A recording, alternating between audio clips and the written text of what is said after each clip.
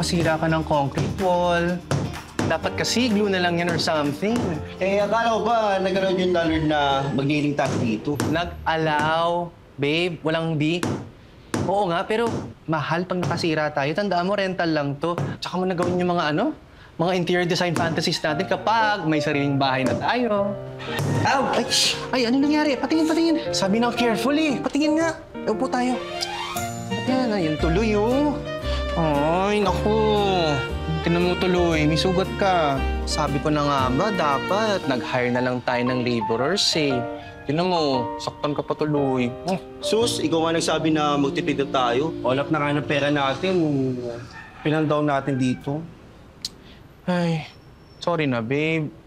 Basta promise, kapag ako yumaman sa pagiging virtual assistant, naku, agad-agad lilipat tayo sa mas maganda, mas malaki at sarili nating place. Uy, tsaka ano ka ba? Swerte tayo dito, ha?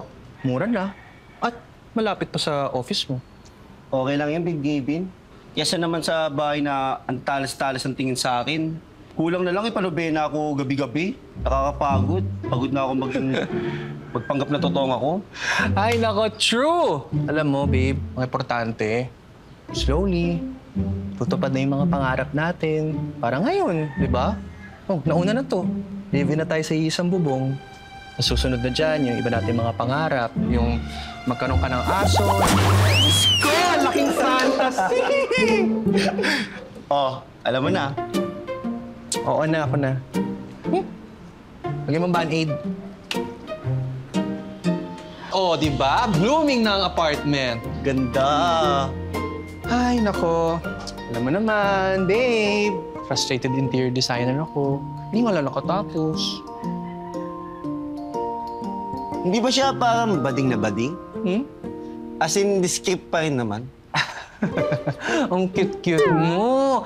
Discreet, babe. Hindi naman. Okay naman. Eh, sorry, bakit pa natanong? Wala lang. Baka mamaya biglang may dumalaw. Like si Mama and Tita. Ganyan. Teka, excuse me. Papadalawin mo dito yung nanay at tita mo kasama nung buong Rosary Club niya. Baka naman sumabog yung mga kaluluwa lang dito, Diyos ko. Siyempre hindi. Ano ka ba? Eh sila Kuya Gab mo at Kuya Gary. Hindi ba sila biglang dadalaw para i-check yung bunso nila? Ay, kung dadalaw man sila, hanggang dyan lang sila sa may pintuan. Ay, grabe. O, diba? Ang ganda nito. Gusto ko, magkabit tayo ng projector dito. Tapos, babe, gusto ko ng screen doon para pwede manood ng movies. Tapos may coffee nook. And pwede tayo mag-adopt ng pet, dog or cat. Ay. Di ba, cat ang gusto mo? Alam mo, gusto ko talaga sa lugar na to. Alam mo yung very peaceful, ang tahimik. Nahuli kita! Babaunan ka ng bala sa sentido! Ano yun? Wait, let me check. Wait, babe, careful. Shhh! Napakawala niya mo! Wala kayong ginawa nito kundi mamerwisyo! Ay, Pag nahuli kita, pupulpusin kita!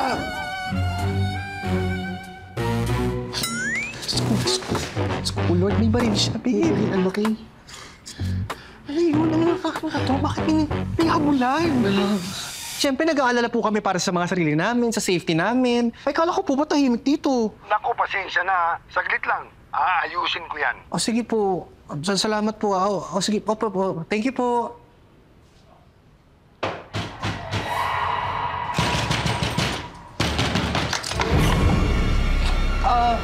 Wala po akong ginagawang masama. Sandali. Ikaw ba yung nagsumbong na may kaguluhan dito kagabi? Ha? Ha? Po? Ako nga pala si Tonyo. Ako yung kausap mo. Ako yung may-ari ng paupahan ito. Kevin po. Kevin? Gavin po. Gavin po. Gavin. Akala ko naman, Kevin, parang gay. Alam mo, galit na galit pa naman ako sa mga bakla dito. Hindi ka naman bakla, di ba? Ay! Ang Tonyo! Ako, bakla ako? Naku po, hindi po wala pong bakla dito. Hindi po. Good. Okay ka. Okay tayo. Okay ka. Ah.